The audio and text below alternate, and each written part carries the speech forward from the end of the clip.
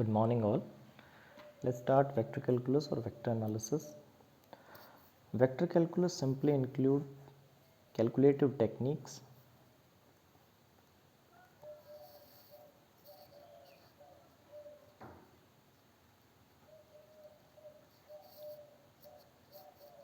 for vector quantities.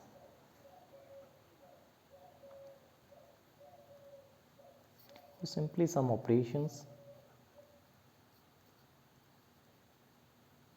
on these vector quantities, or we will say simply vectors. As in case of scalars, we have studied some operations like addition,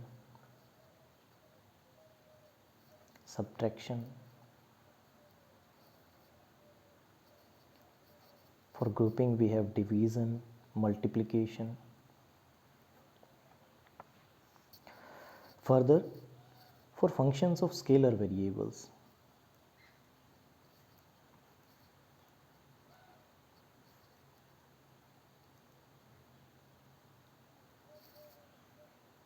we have studied concepts like limiting value of a function, continuity of a function in a domain or at a point, differentiability,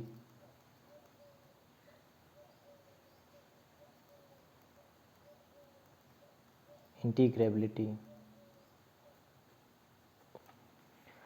Likewise,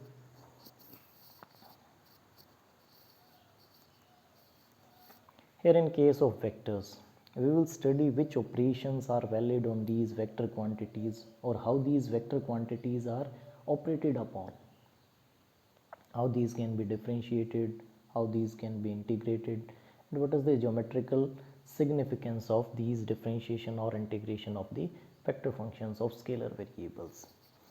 Here the university syllabi has been divided into 4 sections, mainly comprising of: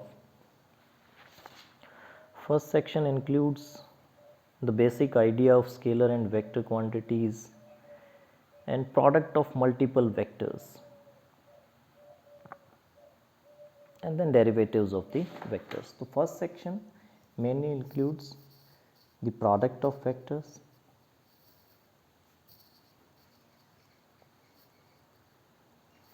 and differentiation of vectors.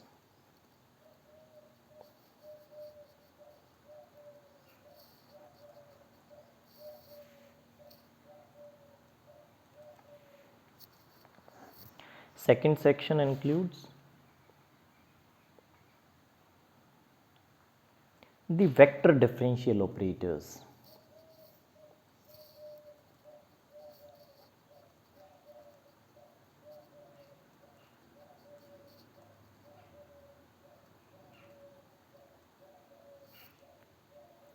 Physically, we can say gradient, divergence, curl. Need not be confused with all these terms. We are having a brief idea or skeleton of the syllabi. First section includes simply the product of vectors and differentiation of vectors. Second is the vector differential operators. Third section include curvilinear coordinate system.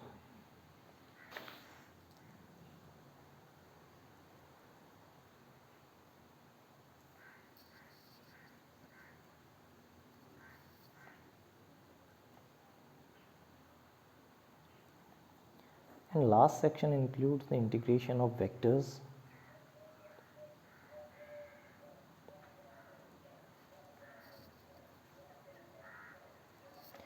and most importantly, the application of integration of vectors.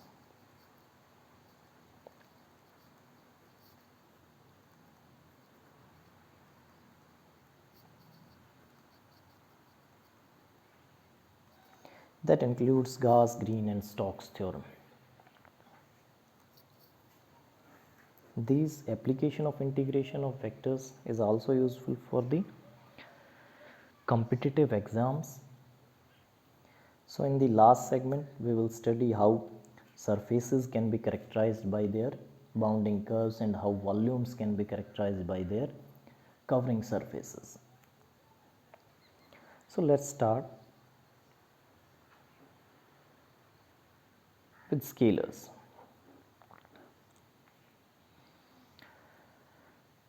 We all are familiar with scalars and some operations on these scalars. Scalars were simply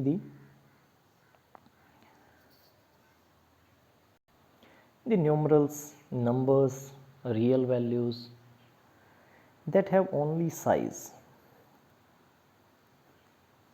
or magnitude.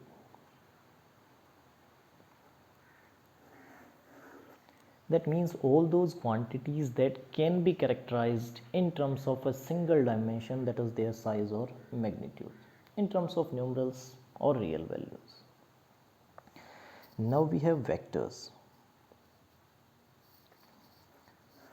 First, the precise definition of vectors: all those physical quantities that have size, that is magnitude, and direction. That means all those physical quantities that can now be characterized in terms of two dimensions, that is their size as well as their direction. Now, what was the need of these vector quantities? Let's take an example. Say there is a source of heat in the room.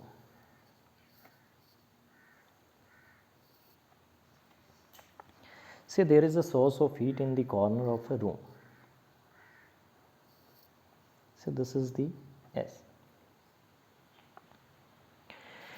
Each and every point of the room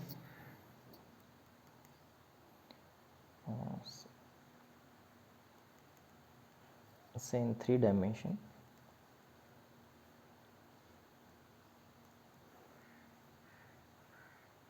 these are the walls, roofs and floor of the room. So this is the floor, and there is a source of heat in one of the corners of the floor. Now each and every point of the room can be specified in terms of Cartesian coordinate as the triplet, say x, y, z. That means each and every point have a value in terms of x, y, and z. Let us define a function, say temperature. Now since there will be a certain temperature at each and every point, and that will depend upon the distance from the source of heat.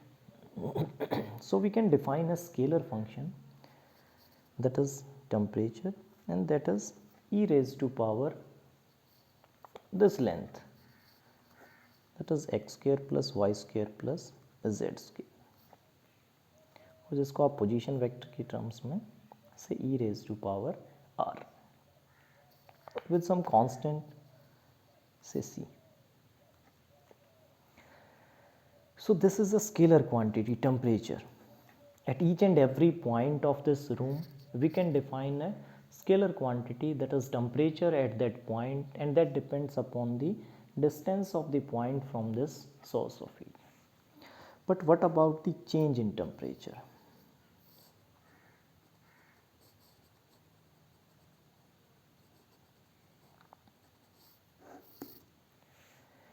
As we move in the room, if we are moving away from the source of heat, the temperature will obviously decrease. As we will be approaching the source of heat, the temperature will increase. So in these terms, between each and every 2 points of the room, we can define or we can draw an arrowhead in this form, where this arrow represents the increase in the temperature. So these are 2 points. If we are moving away from these, the temperature will increase in this sense. So this temperature is direction specific. As we move along the x-axis, as we move along the y-axis, or say we move along the z-axis. So this temperature will going to decrease. This will also depend upon the direction of increment or decrement. So now between 2 points, change in temperature is a direction specific and it has also some numeral value. So in this sense, between any 2 points we can define a vector quantity, that is change in temperature. So there are situations in daily life that can be characterized in terms of 2 dimensions, their size as well as their direction. So these quantities are called vector quantities. Let's take another example. We have a brick on the ground. We are moving it by say 3 feet.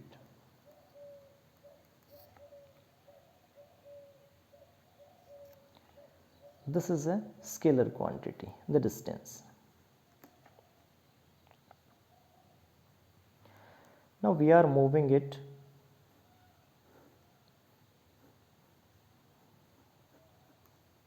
3 feet more.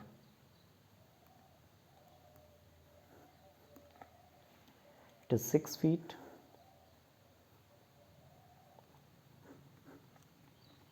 From its original position, initial position, but we are moving from left to right.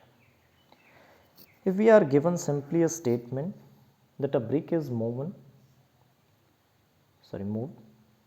3 feet and further 3 feet without any direction, then the second situation can be,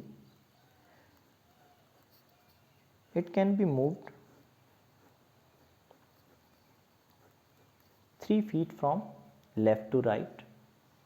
So this is position 1, 2 and 3. So first it is moved 3 feet from left to right, and the statement says it is further moved to 3 feet without any direction. So we are moving it 3 feet from right to left. That is the third position. So here the difference between initial and final position is 6 feet. Here in this case the distance will be 0. So this gave rise to the concept of displacement. That is when distance is measured with the direction, that is the displacement. Here direction also matters, so it is a vector quantity. Likewise, you have studied velocity. This was just an idea what was the need of the vector quantities. There are situations in daily life that are direction specific. Directions matter for those physical quantities, so we have to consider the direction as well. So these quantities are called vector quantities. You need not presume any of the concepts. We will relate it to your previous knowledge. If you have any of the doubt, you can ask in the doubt classes. So we all have an idea of the vector quantities, that are those physical quantities which have magnitude as well as the direction. Now some basic terminology of the vectors. Precise definition we have studied.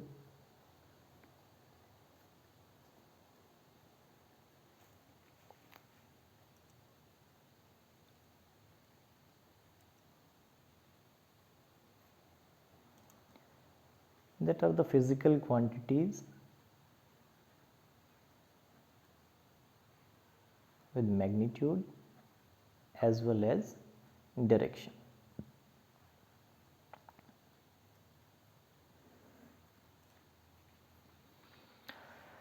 Geometrically, it will be denoted by an arrow. With this as the initiating point,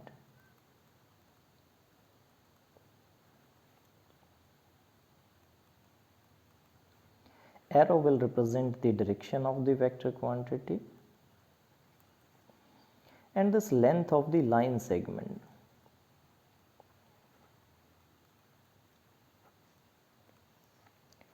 will denote the magnitude of the quantity.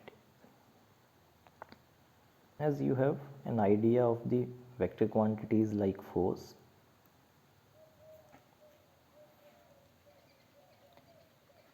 that is point of application of force, I am just particularizing this concept, point of application of force.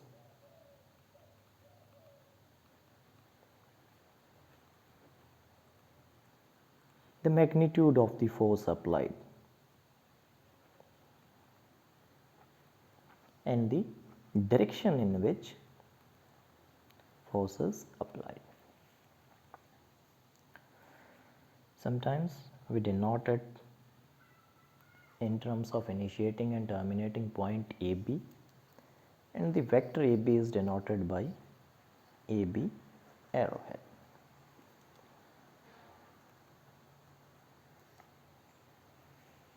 This is the representation of vector quantities. A plane vector, that is a vector in a plane,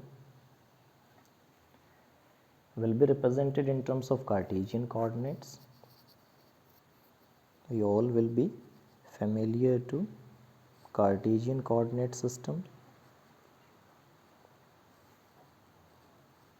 where each point in the plane is recognized in terms of two mutually perpendicular lines which were denoted as x-axis and y-axis. And the position of any of the points is denoted in terms of the position vector, that is OP.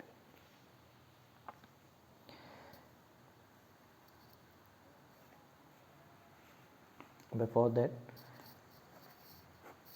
let us define unit vector. Say null vector.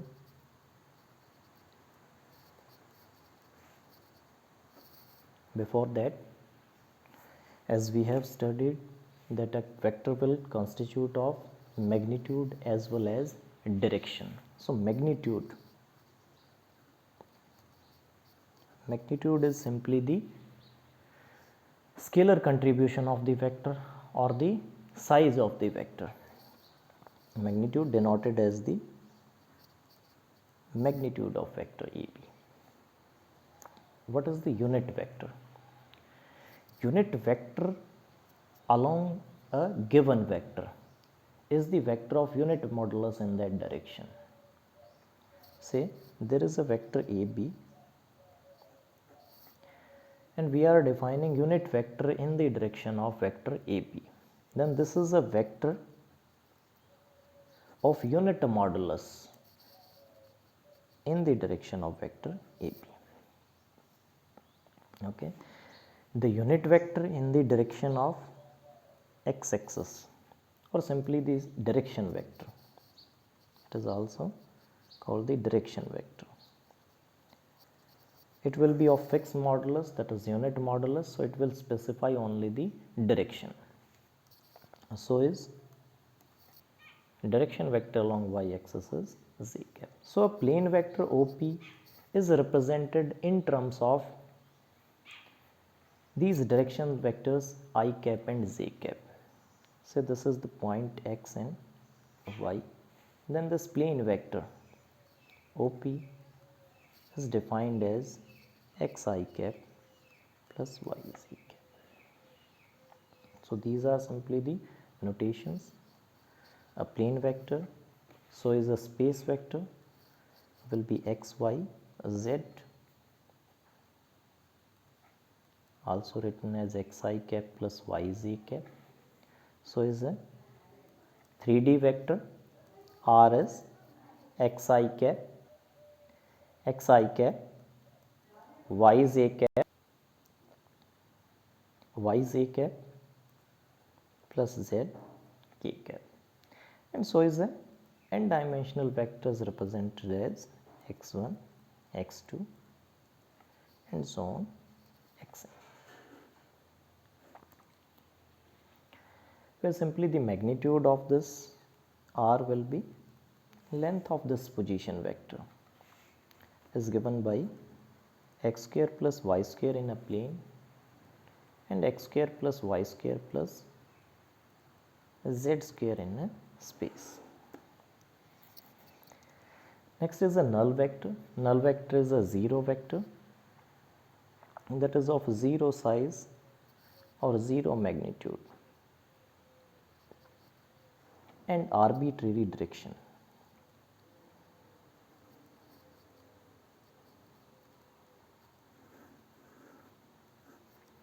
Now what is this arbitrary direction? Means it can have arbitrarily any of the direction, but what will be that direction? That will be the direction of the vectors under consideration. If we are saying say a minus b as the zero vector, then this will have the direction of the vectors a and b. So zero vector can have any arbitrary direction, that is the direction of the vector under consideration. This will reduce to, we are saying that this vector will reduce to the zero magnitude, then this vector will reduce to a single point in a plane, that is again 0 0, that is 0 I cap, 0 z cap, and point in this space, that is the triplet 0 I cap, 0 z cap and 0 k cap.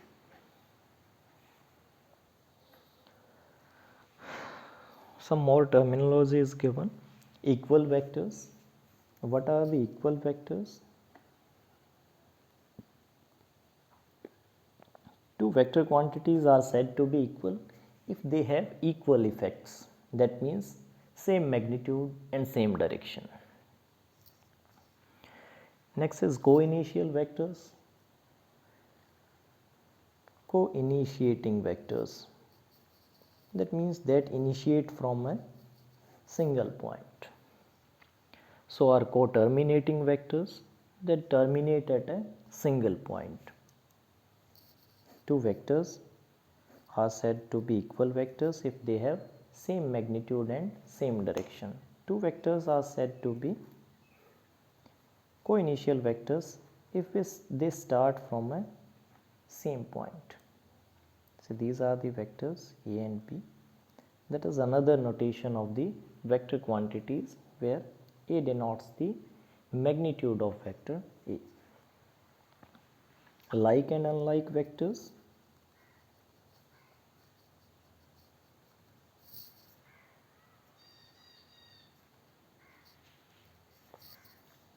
These are for the parallel vectors.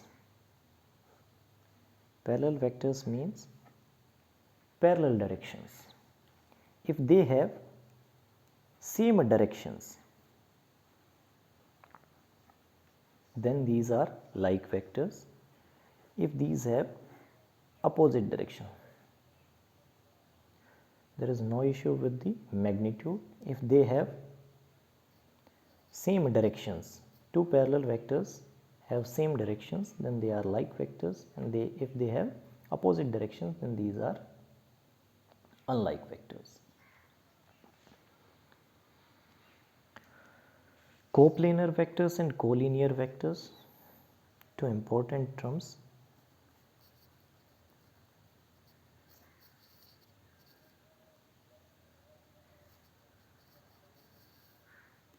Coplanar vectors, if they lie in the single plane.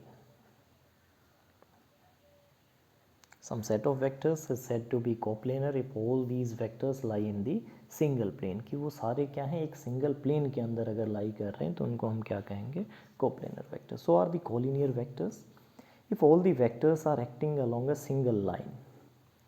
The direction may be different, or like all those vectors which are acting along a single line. Their line of action is along a single line are called collinear vectors. Next, localized and free vectors.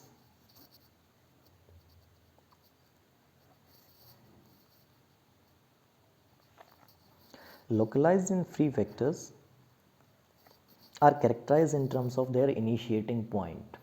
कि those vectors which have a fixed initiating point, कि एक single point से वो क्या हो रहे हैं, एक फिक्स पॉइंट से, एक सिंगल फिक्स पॉइंट से वो अगर इनिशिएट हो रहे हैं तो उनको हम क्या कहते हैं, localise. And if they have no initiating point then these are called free vectors. Negative of a vector, we will also study it in the vector algebra, but here negative of a vector geometrically.